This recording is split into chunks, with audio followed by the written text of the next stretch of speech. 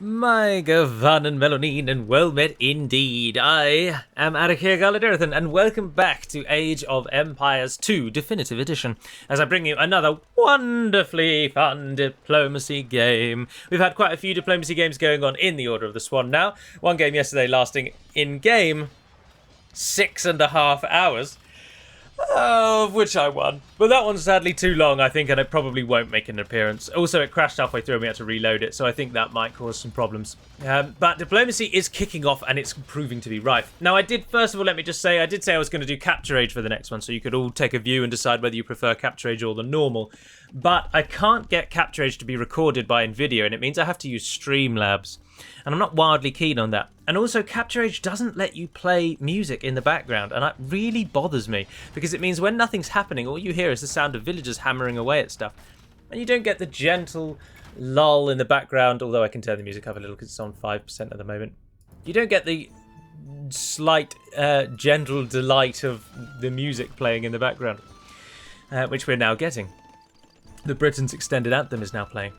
So anyway, we're playing as diplomacy, and I will introduce you to the players in today's key game. So starting with myself, because it will unfortunately be fairly me-centric, because I know what I did in the game, I didn't know what many of the others did. I'm playing as the Italians, Forza Azzurri. I appreciate that's the national cry of their football team, and not the 13th century Genoans, but it is what it is. Or Genoese, sorry. But I'm playing as the Italians. I love the Italians, they're my favourite Age of Empires nation, and I have a blast playing as them. I am Grey, I'm on the coast here, I'm fishing as much as I can fish, and at the moment I've expanded into this central area, but I'll deal with that more in a moment. To my northwest, and now sandwiched into a little hole, is Sheep Whisperer. Sheep Whisperer, this is one of the first times, in fact this was the first time we played with him, so a newcomer, all from the Order of the Swan. He seems to be a relatively aggressive fellow because he rushed Caspos quite early with some archers and some spearmen, and his aggression is now costing him. But south of him, he's playing as the Britons, sorry. A standard affair for newer players tend to play as the Britons. Let me just turn the music back down. Let's go with a 7. We'll settle on it eventually. South of me in the orange is Caspos playing as the Turks. Obviously the Turks are a very gold intensive nation, and in order to be very powerful they need a lot of gold. So diplomacy games work quite well for the Turks because there's a lot of Imperial Age fighting and resources are very plentiful. So they work quite nicely. This is Caspos. You may recognise Caspos from the 2 Apex Legends videos that have been up on the channel, because I play Apex with him a hell of a lot. But he plays in all the games we play in as well, mostly. So he's playing as well. Now, Age of Empires isn't his most preferred game, shall we say. And to keep the phrasing the same, Caspos is not expected to win. I'm sure he won't deride me for saying that. Southwest of him is Unlimited Terror, who's also playing as the Britons. Terror, again, another newcomer to playing the Diplo games with us. An unknown entity, who knows how he will fare. But he is rather sandwiched in, and Caspos has actually fled through him because these two are allied. Terror also playing as the Britons, again, begin a friendly affair. And so those two allied at the moment. If we go further south, dominating this entire southern corner is Ginge, playing as the Aztecs. Aztecs are a very infantry-heavy nation, and obviously they get some bonuses to monks, but no one really uses monks, to be honest, in these larger things. The micro's too intensive. But Ginge has this whole southern corner to himself. He's settled up here, and he is just playing the game. I believe he's allied to Earendil as well, because he's discovered Earendil, who is away to the east. Earendil playing as the Byzantines, one of his favoured nations. And he has the entire eastern side to himself as well. So these two just booming up at the moment, not worried with the rest of the world's affairs. North of Earendil, we come to Chris 7LN, who's playing as the Saracens, one of his favoured nations as well, and many of us playing our favourite nations today. Chris has, as you can see, the entire northern corner to himself, so he's also just playing the boom game, while the other 4 of us are sandwiched over here. He's playing as the Saracens, as I say, so camels, and you'll see a lot of Mamelukes. And lastly, we come to Mats. Mats, once again, I've introduced him, spoken of Mats many times before. Mats is outright the best player here today. Absolutely expected to dominate, and he's playing as the Vietnamese, one might argue, are almost specifically to counter me, because they do counter any archer civilization, as they're an anti-archer civ. He's not playing as them to counter me. I don't know if he went random, but the Vietnamese are often seen, I think, actually. People get a bit annoyed with how often the Italian Genoese crossbows make an appearance. They try to counter them. So, Vietnam, yeah, anti-archer. Matt's very good, so do watch out for him. Matt and Chris have allied and their bases are starting to begin the incest plans, with military buildings just being built on top of each other's bases, covering that northern side. Now, to talk of this little debacle over here, Sheep Whisperer... Sheep Whisperer, I'm afraid, is about to die because he tried to run his king over to this island, didn't realise that I had a navy there, and is then defeated at the 40-minute mark. I skipped all of the beginning foundation section because obviously nothing really happens. But we're at the point where Sheep Whisperer just died. Now, Sheep Whisperer died because he played ultra aggressive. He raided Caspos as soon as he could. He built archers, he built pikes, he went in and started killing villagers. Caspos then just asked for help, and because I had some knights up, because I'd boomed to the castle age rather than started attacking in the feudal, I was able to field a ton of knights. I claimed this whole area. You can see the orange marks on the floor where Sheep Whisperer's base used to be. And then he tried to wall himself in, but by that point he realised the error in his ways. In going military that early meant his economy was just in the drain, and he had no real power or strength to hold off my knights, because he had a feudal age economy with feudal age units, and I had a castle age economy with castle age units, and that is how it then contributed to his downfall.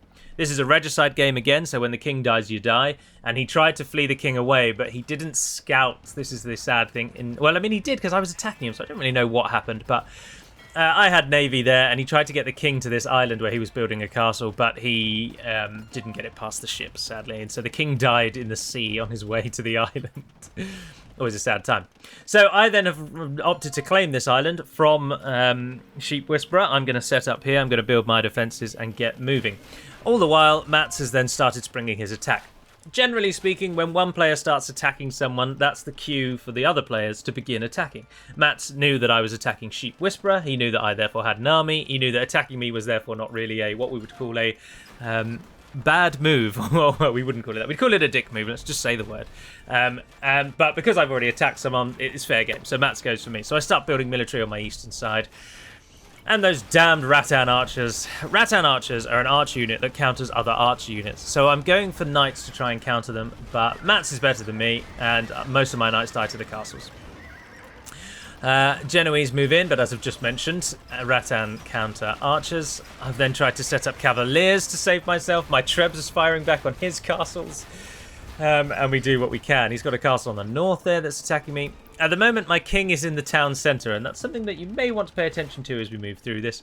Chris and Mats are now starting to trade with one another, while Caspos and Terra then start advancing and filling up the space that Sheep Whisperer would have been in. They are claiming this western land. Now, about the map itself, this map is simply called Secret Continent. I don't know if Earendil or Carnage / Keyboard Name, who are the two primary map makers for our diplomacy games.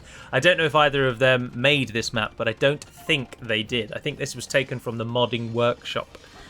But I could be wrong, and Keyboard Name will mention if I am wrong. But I don't think it is made by one of them. Right, so Mats is now moving up. He realises there's a flag above the town centre, and likely, therefore, my king is inside. I realise I'm in a very dire situation, and as the Rattan archers move to the right, I use the opportunity to eject the king, and he flees. He then stands still just to taunt them, because Billy Big Balls over here thinks he's got the time to do that. It costs Mats his Rattan archers. We get the king into the town centre, and we survive by the absolute skin of our teeth. This is at the moment where the only action is going on. Mats is just pushed into the middle with his economy. Chris is pushing out over to the east with his economy. Earendil and Ginge still just booming. But those are the two big alliances forming, as you can see. And then now I am an unknown player. I'm going to then use this opportunity to do exactly what Sheep Whisperer was going to do. And I'm going to run my king away. Because I've got this island, I've got navy, and I've been scouting the shore to make sure that no one else has navy. So I know that my king can get over there without trouble. So let's speed it up again. Using the respite to build some cavaliers, just building some houses because we were getting housed. Desperately trying to build military. Cavaliers coming out. Cavaliers do counter Rattan archers. But once you reach a critical mass with any archer unit, nothing really counters them. Apart from some examples, like Khmer ballistic elephants counter pretty much any archers at any stage, no matter how many you have, unless it's like 5 versus 100. But But those cavaliers would have dealt with the Rattans, but alas, he's gone for elite battle elephants, and I have not been able to get the Genoese out in time. Do note that Genoese crossbows do get a bonus damage against elephants, and if you have enough of them, they are a good counter to elephants. But you need to have a bloody lot of them, and in this instance, when I have none yet ready at all, that is simply not enough. So Matt just storms into my base, proving his dominance with the bloody elephants and Rattan support. I get some Genoese out and they start taking down elephants, but it's just not enough. But as you can see, they do well. They really do well. If you've got enough of them, Genoese can do the elephants, but with his Rattan archer support, it was never going to be anything good. I then try and basically just get everyone out. I realise the writing is now rather on the wall. And so I'm going to start pulling my forces away. We're going to try and just retreat to the island and then take it from there. We'll see what happens. And he starts then killing off all of my other things. I was building a nice housing district over here, and my villagers are going to continue with that despite the near-death situation they find themselves in. It is then at this point that in the Discord, because once again in this game we are all talking in the Discord. So there's very little in-game chat other than people trying to be sneaky. So if you see an in-game chat, that's because they've deliberately not wanted anyone to know what they're doing, like asking for someone to backstab or asking for an alliance or something like that. But generally it's all taking place verbally above ground. I've got a neutrality agreement with Caspos and Terra, but I'm not allied to either of them. And at this point, I start begging people to attack Mats and Chris, because otherwise they're going to run away with it. Mats now has easily the highest score by some margin, and Chris, who is his ally, is third, which puts them as the most dangerous team. Earendil's ally, Ginge, has less score than me, and I'm being killed off. So Earendil is less likely to want to be aggressive. Ginge is a cracking guy, and I always enjoy when we play with Ginge. But Ginge absolutely loves Farming Simulator and economy booming. I mean, even then, you haven't even got any farms, Ginge. Mats has got more farms than you, and he's currently killing me. Need to step up your Farming Simulator game. So I'm going to say it one more time and risk raising his ire, but Ginge is not expected to win. So Earendil is far more likely to. But they can also see that Mats is running away with it. I am pleading through the Discord. I'm saying my entire base is being destroyed, guys. I am out. I have nothing left on the mainland. My base has been annihilated. I'm fleeing to an island. But what I'm actually doing is using the fact that Mats, if we just swap to Mats and turn the fog of war on, Mats can't see the extent of what I've built over there. He knows there's a castle because he can just about see that, but he can't see the full extent. And then I step up my naval attacks on their shoreline as well. But we'll go back to guys so we don't get the constant alarm bell, because it's very irritating. So my navy starts making sure... My navy's not trying to harass them. What I'm trying to do with the navy is make sure that no one else builds a navy. I need to keep the sea for myself, or it's over. So my villagers are going to use all the resources that they can on that little island there. We're using all the resources we can here. And whilst my villagers are still alive, I'm using the resources around here. Mats then does move in on my castles, but this is where the Genoese shine. Without the Rattan archers in support, the elephants just go down. They just aren't a match for anti-archer archers. And as you will see there, the Genoese really do well against elephants. They are fantastic counters to them. And without his Rattan support, it's just not enough. I don't know why he doesn't move the Rattans in. I think he might take pity on me at that moment when he realises just how much he's defeated me and the fact I don't have an ally. But he starts then building a navy to counter me. But he doesn't go in for the kill, and I think it is a bit of pity. There's a pity level there. But it leaves me with some villagers on the mainland, a few houses. My blacksmith is still here. We soldier on. So we will speed it back up again. Mats is now occupies the entire central column of the world. I noticed Mats is trying to build a navy though, and I moved my ships in because there's no castle on that side, because I just trebbed it down from the little island I had. I used to also then, sneaky, move in a monk and start capturing massive buildings.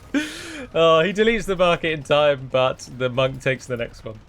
I had a monk for the relic, and I thought, well, why not? Let's just go and start trying capturing buildings. Can't hurt, can it? So Chris then starts moving up. Chris's focus is now on the fact that my ships are in the sea. Again, people just seem to have this annoying drive to make sure that I'm always dead. I don't really understand why. I don't do anything particularly egregious. But despite the fact that Chris and Matt now know that they've got to fight Earendel, who's the second best player at the moment, Chris decides, no, I'm not going to prepare for that. What I'm going to do instead is move cannons to the shore and just start playing whack-a-mole with ships. But each to their own. You do you. The stalemate ensues, but then Ginge and Earendil begin preparing their forces, and the strike comes. Support is then lended to me. Earendil sweeps into Matt's central foundations there. Lots of trebuchets. Ginge brings up his elite eagle warriors. Sheep Whisperer wants requests that I fortify the island in his honour. I didn't know that you could send messages when you were dead. There's also some islands over here, by the way, which I haven't shown you yet, but there's very little on them. Well, Terra's got a tower and some villages there. Fight, survive, win, God save the Queen. Oh, yeah, you can send the messages, but only in the replay are they seen. Yeah. I repaired my castle, but otherwise the focus is now very much off of me. There's a bit dealing on with the ships there, but we go back to the south. Ginge and Earendil start pressing into Matt's southern base, and as I just mentioned a few moments ago, Chris, who's so intent on killing me rather than preparing any actual military, cannot assist his ally in any way because his entire military at the moment consists of about 6 bombard cannons, or 12, sorry, that are shooting at my ships in the ocean. So Mats is losing his entire foreground, he's losing elephants, he's losing... And at this point of the game, when there isn't really any trade yet to speak of and people are still using natural resources, losing this many elephants is a big hit, which is why Mats is pulling them away. No one's at the point yet where their economy is so overwhelmingly powerful that they can just glibly throw units at it. Mats is on 1600 gold, which may seem like a lot, but elephants are something obscene, if memory serves. We can show you, can't we, actually? This is a nice little test. 120 food and 70 gold. So at most he's getting what? Well, he's already got quite a few elephants lined up, as we can see, but those are his resources gone. He is bleeding himself dry to hold off Earendil and Ginge, and he is desperate for Chris's support. Chris still not yet sending a single military unit south to assist, despite Matt's asking for aid. So Matt's forward base drops. Kaspos and Terra are then able to survive in the corner. Kaspos decides to move in with a horde of Janissaries and bombards and also start attacking Matt's. Kaspos at this point feels a sort of loyalty to me, if you will, because I saved him earlier on from Sheep Whisperer, and he's repaying in kind now by hitting Mats. Mats has rebuilt elephants in the north, though, and they're now flooding into Kaspos's northern base. But remember, Kaspos's primary base is now down here, so this base doesn't really matter as much anymore. He is going to fight over it, but it's not the be-all and end-all. The elite Janissaries proving that there is something out there better than the Genoese, and it is elite Janissaries. But let's swap back to guys so that, again, we don't get the noise. So Mats' elephant streaming through Kaspos's base, but getting attacked and not really realising it. I'm not sure why Mats is just letting his elephants die. Well, anywho, Ginge tries to press into Mats' lands and he starts raiding villagers. And even villagers in Diplo games dying is a hit. It is a hit. Yes, everyone's got about 9 town centres, but they've still got to be replaced. You've got to task them on new jobs. This raiding while Earendil moves the slow, heavy-hitting Byzantine army up is irritating.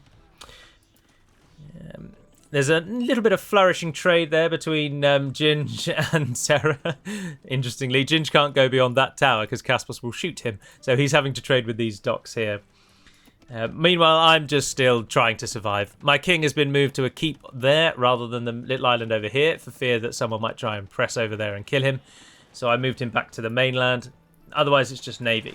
Earendil's army then moves into Mats's, even closer to Mats. He's now pressing into the area where Mats's king will surely soon be found. And in fact, if memory serves, I think Mats's king is actually either in that town centre or that castle. And again, if we swap to Mats, we can see that. No, villagers in there. And yes, the king is in that castle. The king is in that castle, so be prepared. Earendil probably doesn't know that yet, because there are flags on lots of buildings, and it's just a castle. Why would it's a castle far from his lines. You will note that even at this point, I don't know if this is a calculated if this was a calculated decision on Chris's part, but he has decided to just flat out not help. He still does not yet, 1 hour and 13 minutes into this game, and I'm only saying this because Chris is one of the better players. He wins quite a lot, and if he doesn't win, he makes it to the top sort of 3 or 4. And I am surprised at how little military support he is lending to his ally. So Eärendil's force just deals with Matt's. Matt's is now out of money, he's out of resources, he's apparently out of an ally, and Eärendil is crushing everything about him. Caspos attacked those elephants that went through his land, but then he seems to have been held off by Ginge. Because remember, Caspos and Ginge are not allied, and whilst they're neutral, they're not going to allow troops to walk through each other's lands. Eärendil's forces then close in on the castle that houses the king, and Mats tries to run it away, and his king is killed. Now that time, Mats was attacked again because he stuck his head above the parapet, not because we all know, oh, Mats needs to die, Mats needs to die. We can fight against Mats if we're given an opportunity to get to that later stage of the game. Now, he's not invincible. He's very, very good, and he could rush us all out of the game. But once we get to the later stages, most of us could all hold their own against Mats. And in that instance, he's simply killed because he attacked me. I then requested if everyone could help because I'm being killed. And Eärendil and Ginge helped, and then Mats just didn't realise his king was on the front line, and when he did realise it was too late and his king was killed. You've just seen over here, Caspos' army is now attacking Terra, and that is because I asked Caspos if he wouldn't mind awfully being my ally instead, so that my trade could trade with him, and Caspos agreed, and we took Terra down. It was a tactical decision because, as you can see, Terra's score is a little low. Caspos is thinking about winning this thing, as am I, and I, despite my being hounded back into the dirt, I still have a higher score, considerably so, than Terra, and Caspos has taken the decision that allying with me is a better long-term goal, hence why he backstabbed. That's the only reason one should backstab. You should always assess your diplomatic options at every key stage of the game, and if something better comes along, jump on it, because then there's more chance you'll win. So Terra is then hounded out. Caspos pushes him away from his lands, but then sets him to neutral again to some sort of bizarre pity that I don't understand, and allows him to flee. So Terra sends his king sauntering off into the islands, and he runs away. Caspos' the hordes of Janissaries just then mill about in the middle. But with Mats gone, Ginge and Eärendil now need to think about who they're going to attack. And at this stage of the game, Chris still does not have a substantial military.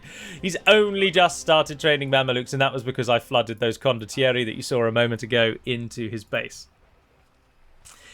So he started training Mamelukes as a reactionary measure.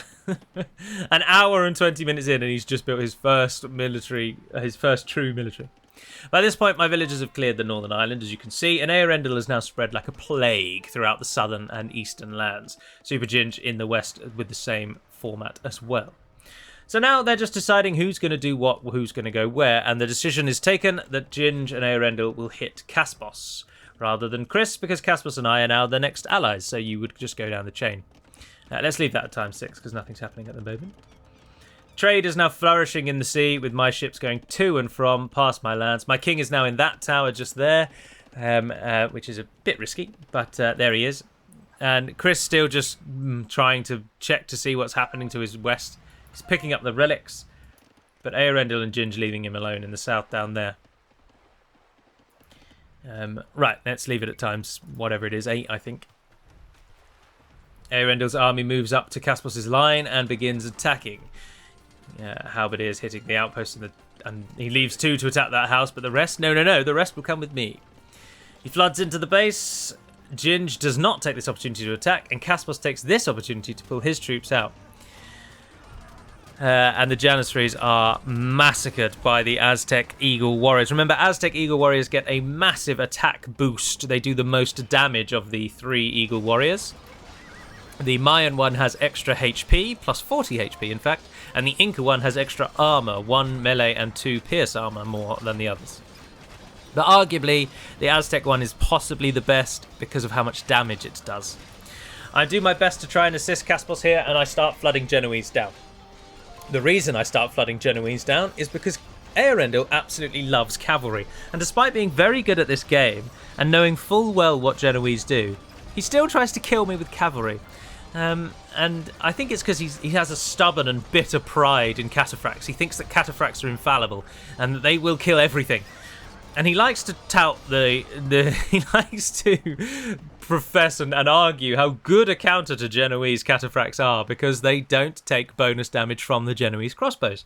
But then we all just kindly and happily remind him that archers counter cataphracts anyway, and so whether or not they take bonus damage is rather moot because his army is just countered by Genoese entirely. It is the Aztecs' eagle warriors in truth that counter my archers, and it's them that do the heavy hitting. But Caspos's front base is immediately wiped out, Ginge and Earendil just flooding in. So this central land is now a dead no man's land. Nothing happening there. Chris still not using his troops to do anything of any note. They're just now defending him. He is just sitting in the north, not wishing or wanting to attack anyone and just surviving while everyone else fights. So I'm using my own buildings as a choke point to make sure that Earendil's forces and his overwhelming numbers don't assist. And of course, when you have archers, you always want to make them safe. So you put the melee into the choke point and you have the archers behind. I start training hand cannoneers as well, because as the Italians, I get cheaper gunpowder, so I can get into gunpowder easier than most other nations. If you are interested, if we have a little look through, Earendil at the moment sitting on lots of resources, 45,000, 26 and 13. So he's doing very well. Ginge, 8,000 gold, 17 and 24. So even though Ginge just sat there playing Farming Simulator, he's still being out-boomed by Earendil, who's also managed to kill people. Caspos is now holding at this this wonderful little isle here. He's fortified it with bombard towers, he's got castles, he's got a lot of bombard cannons. And his northern base isn't being attacked yet because I've managed to push Earendil back, as you can see, and Earendil's scarpered off with his tail between his legs. So that's Ginge. If we then keep going down the line... we don't need... I can show you Chris, but it's irrelevant in essence because he's not doing anything with his masses of wealth. I am very, very poor because it's costing me everything to build this army. Because as you might have remembered, having watched this video to this point, I was kicked off of the mainland and had to live and survive on whatever scraps I could be thrown from these pathetic little islands around the edges. You'll note that I moved down here as well and started claiming gold. Oh, and Ginge is defeated! Ginge is defeated by Earendil. Because at that very moment, when I realised the tide was turning, I requested Earendil to become my ally. No, I didn't, because I'm attacking him. No, Earendil just betrayed Ginge. Just absolutely out of nowhere. Earendil betrayed Ginge for no reason whatsoever. I don't really know why. I can't give you an insight into that man's mind, to be honest, but normally Earendil only betrays people when there's a tactical advantage for him. And I'm now wondering if... I think Earendil may have... No, I'm still allied to Caspos. Yeah, so Earendil just decides I'm going to go it alone, and he just destroys Ginge. For seemingly no reason. He then sends his Paladin and Cataphract Horde north into my Genoese. So we've got 3 people killed off, and 2 of them by accidentally forgetting where their king was and having it sniped. Earendil sends in his hordes of horsemen into my Genoese crossbows. He tries to flank round the north, and the Condottieri come in and get involved. Remember, Condottieri are just a faster and anti-gunpowder version of a champion, but they don't do as much damage as a champion, they don't have as much health as a champion, they don't have as much armor as a champion. They just get a hidden bonus against gunpowder units, and they move faster. So my army pushes out, we start harassing Earendil, and now Chris starts sending some trade into Earendil's base. If we swap over to Earendil, then maybe he allied with Chris at this point. Yes, he did. So he betrayed Ginge in favour of Chris. That is what happened. Sorry, this game was played about a week ago from the point that I'm recording this, so it's I'm just trying to rack my brains while we're playing along. But yeah, Earendil and Chris then form an alliance, and that's why Earendil betrayed Ginge. So now it all makes sense. So it's me and Caspos versus Chris and Earendil, and Terra still exists, is the best I can say for him, really. My force is still moving onto the islands to claim those little bits of resources there, and my army still being moved forward. Earendil manages to beat my forces there through sheer numbers more than anything else, because my army obviously was a little weakened. and the trade between the two starts to flourish. But Chris still not assisting Eärendil militarily. He's got all of these, and he hasn't even moved on the barracks that I had there. And only now does he send in the Mamelukes. Only now, when he's got 40,000 of every resource, does he decide that he can send in some units to maybe die. So we'll speed it back up because there's a period of build-up now as the two armies now realise the two lines are drawn, the forces are preparing, and everyone gets ready. So Chris attacks the little barracks that I had there, and then he moves around to try and come and hit me. I'm building hand cannons, condottieri, and Genoese because I think they'll deal with anything that Eärendil has. The Genoese will deal with the cavalry, the hand cannons will deal with any skirmishes, which he'll almost certainly build, and the condottieri are always there just to kind of manoeuvre around the Genoese and give them support. Not realising that the fighting is ensued, I've let some archers die. Chris then floods his Mamelukes into my base trying to raid me. This is the first military action that Chris has taken besides shooting a few ships in the ocean, and we're 1 hour and 41 minutes into the game. He moves further into the base. I start trebbing down Unlimited Terror's castle because he's trying to disrupt our trade. Trying to stay relevant. We shan't allow it. We kill off more of Eärendil's forces, he runs back, and our army moves slightly further back because we've got to deal with the Mamelukes. The Mamelukes just run around though. What Chris is doing right now is what Chris loves to do. He's just looking for my king, basically. He's going to try and snipe my king and win an easy raiding victory. My king was in the castle tower, but I moved him into the castle just in time, and by that time my Genoese come back and the Mamelukes die. But realising that Chris is going to try and do this, because it's his number one go-to game plan, to be honest, in almost every game he plays. Sit in the corner, try not to annoy anyone, and then at some point with a large army he'll try and just push through a gap in someone's wall or something and find their king and kill them off. That's his preferred tactic. Eärendil using this opportunity though of my army being pulled back to go and Julius Caesar Caspos by just building his base around the enemy's base. So he's saying to him, you want to build up walls? Well, I'll build up walls around you and I'll sit and wait you out. Caspos, though, of course, playing as the Turks, gets massive range on his bombard towers. 11 range on the bombards, that's an awful lot. And his bombard cannons have more range as well, but he doesn't seem to have any. Some bombard cannons over there would have been a treat. The Janissaries, move out and are shortly killed off. There's just not enough of them. Janissaries aren't too bad against skirmishers, but you'd need a lot of them. You'd need a hell of a lot of them.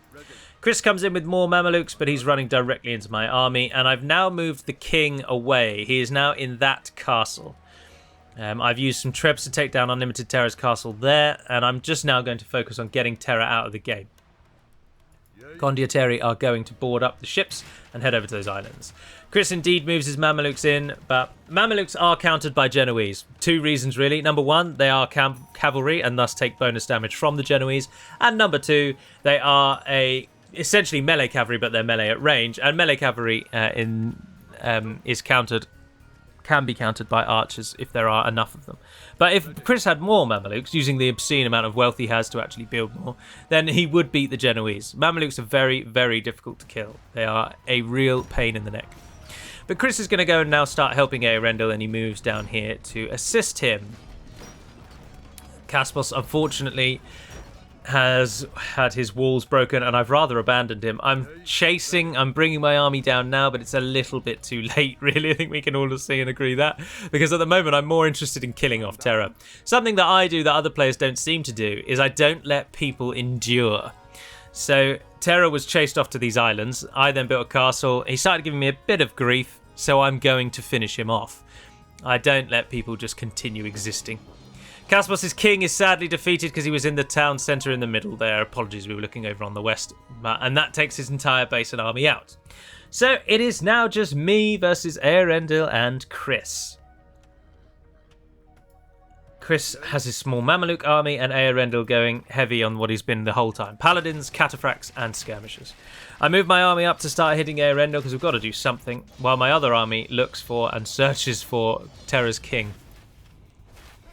And then, as you can see, Eärendil then immediately, he's got the taste of blood in his mouth. He wants to feel that rush once again, and he is happy to backstab Chris. So let's speed it up. My army in the middle starts encircling, just doing what we can to Eärendil's base. After a while, I see the message from Eärendil, and spoiler alert, we agreed the truce. I ask Eärendil if he would like to try and fight me, who counters his army, or would he like me to side with his army and we can just take Chris down? And Eärendil agrees eventually.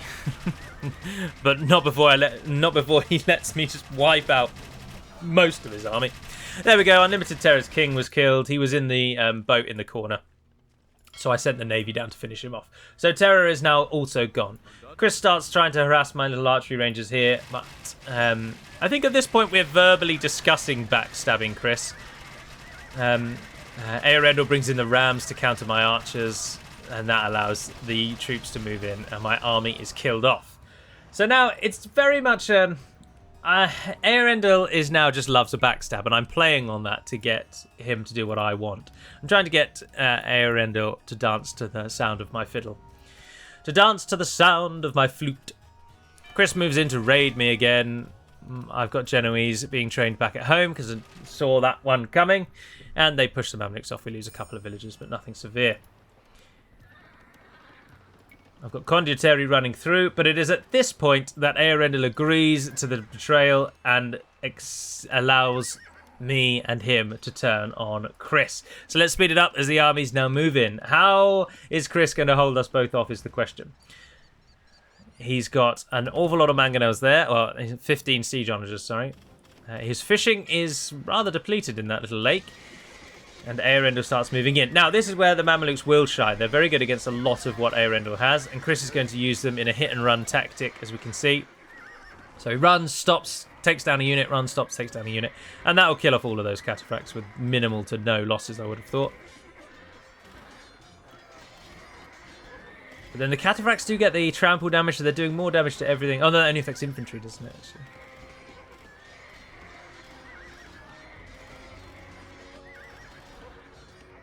The Mamelukes win out.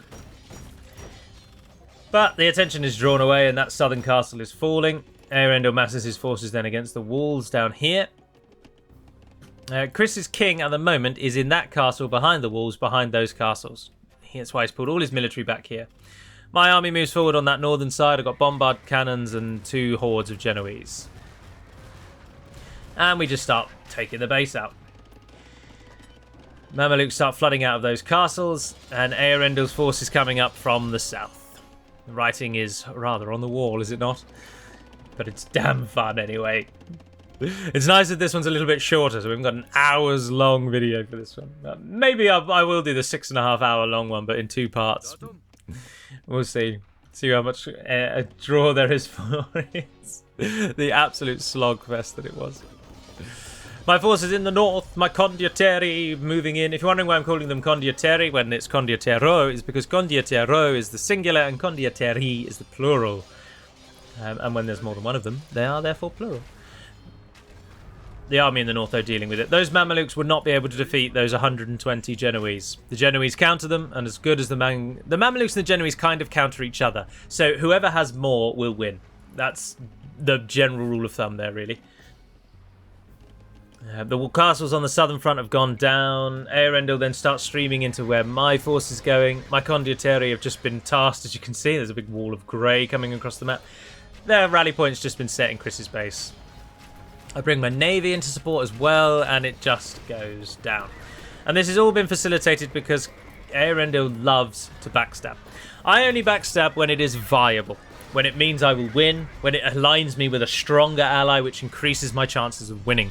Eärendil sometimes backstabs just for the lols, and this is a perfect example of that. There was absolutely no reason to turn on Super Ginge other than he just thought it would be fun. Him and Super Ginge probably would have won if he had not done that. So he didn't need to change. It wasn't like he took a stronger ally. Ginge was doing wonderfully well, and Chris wasn't even attacking him. So there wasn't even a threat from the north. But he backstabbed anyway because he just loves a backstab. And then when he turned on Chris at the end here as well, there was really no need to. Chris and Eärendil would have beaten me. I mean, 2 people versus 1 would have beaten anyone. But Eärendil just loves a backstab so much that he accepted it. Chris, I believe, has now fled with his king. Because there's no longer anyone in that castle. But there's no gate on that northern side, so he must have gone on this southern edge. But I can't see him. I cannot, for the life of me, make out where he is. There's a villager there. Oh, there he is. Right, so Chris is manually controlling his king and just running it past Earendil's army. Earendil obviously cannot see that at the moment. And despite the fact that the kings move very quickly, that one looks like he doesn't walk that quick. And Chris sneakily moves him out. So Chris has now essentially accepted that it's over. His base then just falls. But he's going to keep the king alive for as long as he can. And he's wandering around in the wilds, trying desperately not to bump into Earendil's troops. And he's now going to head off into the forest. Earendil's beaming down with cataphracts, but I don't think they're chasing the king. I think they're just running generally around. The king heads off into the glade, into the clearing. Oh no, the cataphracts are chasing the king. They are chasing him down. The king goes into the clearing. He's got nowhere to run now. The cataphracts have come in from the only entrance, but they aren't actually chasing him, and he gets out. That's just ridiculous. They weren't chasing him all along, and he manages to sneak away. More cataphracts move in. Earendil now desperate to find this king, and they're going to run past each other, and they don't stop to kill them. Absolutely ridiculous. He finally realizes the error of his ways, because at that point I actually verbally said, at that point I told him, Earendil, is there a reason why your cataphracts just ran past Chris's king? And he then goes and finishes him off. And that's it. A tale of many twists and turns, with Earendil betraying two different people, but ya boy, to quote the youth of today, coming out on top regardless. Now, I was only able to come out on top there because, and if I may, it's because I played the diplomacy game. I know that Earendil is bloodthirsty, and I know that he loves betraying people, and it takes very little input from another player to just simply get Earendil to bow to your wishes. And I got Earendil to betray Chris just by playing on his love, on the rush he gets from that betrayal. So in many ways, I do claim some amount of that victory. I mean, Earendil won the game, and it was whoever was allied to him was going to win. But I claim a little bit of the victory by using Earendil's own psyche against him to make sure that I was the one that won with him. If you can't win on your own, then hitch your wagon to a bigger horse and win with that instead. Right, so we come then to the final score. So Earendil, far and away, highest score. Absolutely ridiculous. 65,000 by the end. The closest, 47,000. Oh, was me, actually. And then Chris on 39,000. Absolutely ridiculous. Sheep Whisperer obviously went out very early, so only 1,000. Terror again was crushed and then pushed back, only 9,000. And then Caspos and Ginge with respectable 18,000, 21, and Matt's is 24. If we turn to military, Earendil killed more than anyone else. Sheep Whisperer obviously lost the least because he died early. I lost more than anyone else. Played the Communist Award, and the buildings razed went to my bombards there at the end because they mopped up Chris's base, so that's nothing really special either. 3 conversions from myself though, thank you very much, and the largest army at the end despite being beaten out at the beginning. Earendil claims all the economy is saved for trade, which was me with the ships in the ocean. Technology wise, it's mostly just how many technologies did you research, and that's what tends to give the top spot. But I got the biggest map explored, I got the most research count, and the highest research percentage as well. But so I'm not sure how Chris managed to take the technology score. I don't know, maybe possibly because he got to the ages before me. I don't really know. But then he didn't get to Imperial before me. I don't know. Earendil with more castles than anyone else. Matt's with the villager high despite dying that early. Matt's just whores out his villagers. That's how he plays. Get as many villagers as physically possible, and then start deleting them off to change them into military when you need to. And a look at the timeline shows the rise of Matt's, and then he gets stamped out by the combined might of Ginge and Earendil. And then we change to the rise of Galu, taking the victory. But I do hope that you have enjoyed this game. I have loved playing Age of Empires on the channel again. I've loved doing these recordings. It's really fun to watch your battles back. And I have loved playing Age of Empires again.